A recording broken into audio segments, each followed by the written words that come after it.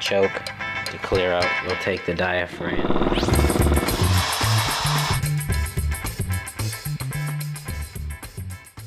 So we used a 19mm socket. We removed the plugs, and then if we come under here, and you can see right here, that whole boot is torn out. So we're going to replace that. Next, we're going to remove this nut, and we're going to use a 32mm socket. And next, we want to see if this axle pushes in. If it doesn't, you can take a rubber mallet, give it a little hit. I can see it wiggling. Or you can take a punch and hit it with the hammer. Next, we'll take an 18mm socket.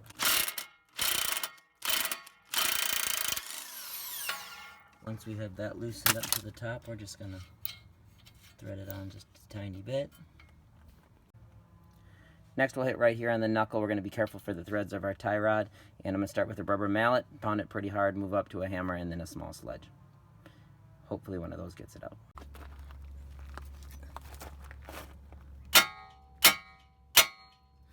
And then with that, and then what we can do is we're going to take that nut off next.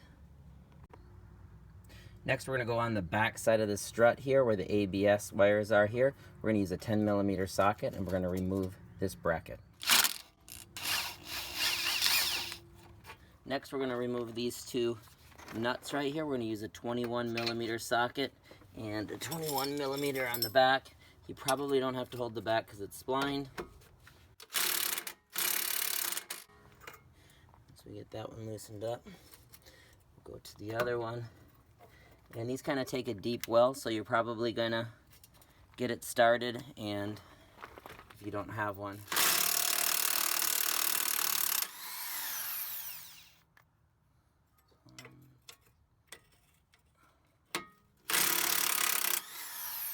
those are off.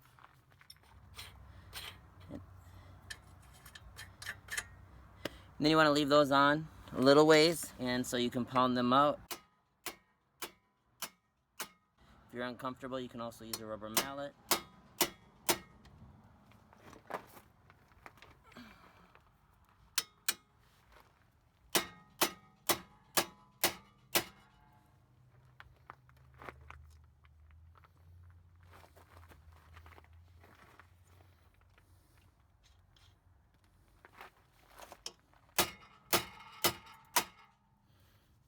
There we go. So those are both loosened up. We'll take these nuts the rest of the way off.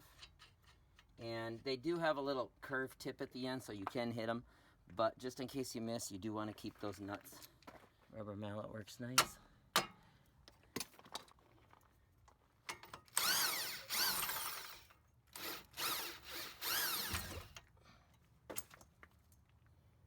And then once you take those out, that's going to drop. And that's why we wanted that slack in that ABS. And now I've turned here, and I'm just going to push that CV axle and wiggle it out. There we go. And we got that end free. And the next we're going to try to squeeze right in here, and we're going to pound this with the hammer.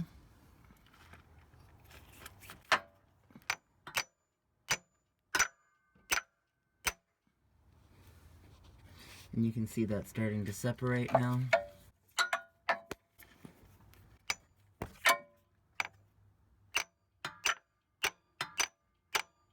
Get to the end, you're going to just pull that out.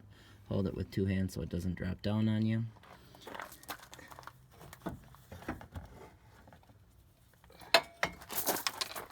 This is what we got.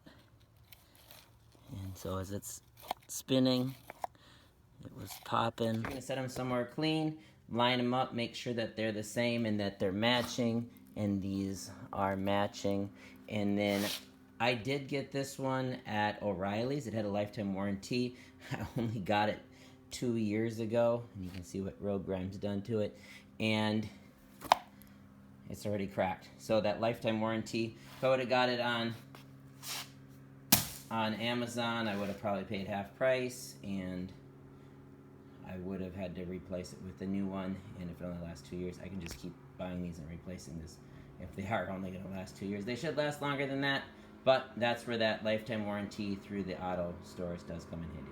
And you can see the splines on there, so we're just going to put that new CV axle up there. I sprayed it with some penetrating oil just to kind of loosen up some of that rust that was on there. So next what you're going to do is you're going to just put that top over, and you're going to spin this piece until you feel those splines line up.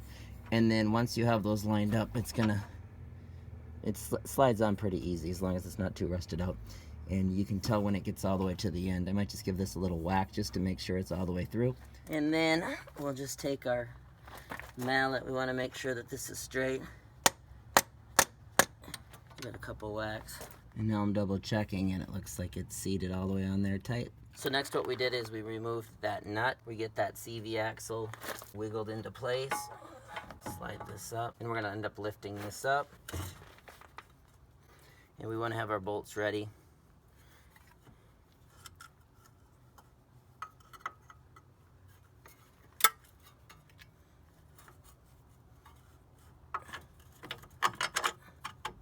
There we go. And once we get one bolt in, we can kind of loosen it up and work a little bit more freely. There we go. And we want to make sure that this CV axle, typically it's just going to slide through. I want to make sure that those splines lined up and that's coming through, which it is. Next I'm just going to put this on just a little. And then next we're going to put those nuts on the back side. We just want to get them started. Once we get them started, again, that's the 21 millimeter. And now we're going to be going in the opposite direction. And we are going to have to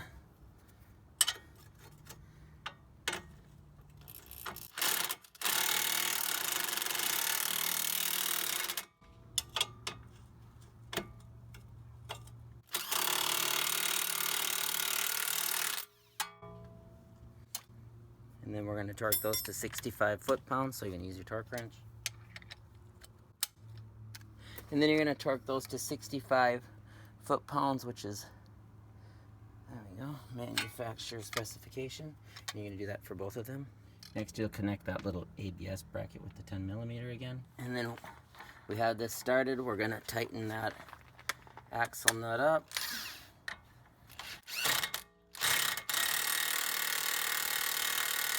And then we're going to torque it to 118 foot-pounds, which is manufacturer specification. There we go. Grab this.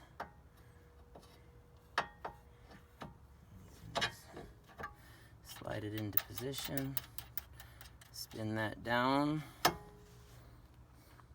Now if you notice when you're tightening the stud down, that this stud is actually spinning while you're putting it on, it's not tightening. What you're going to do is you're going to use an 11/32.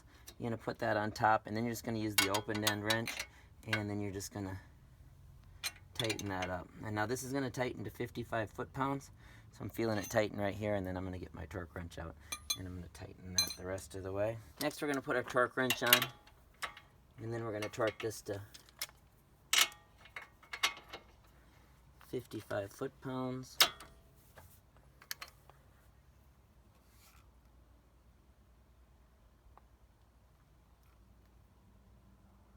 And there we go.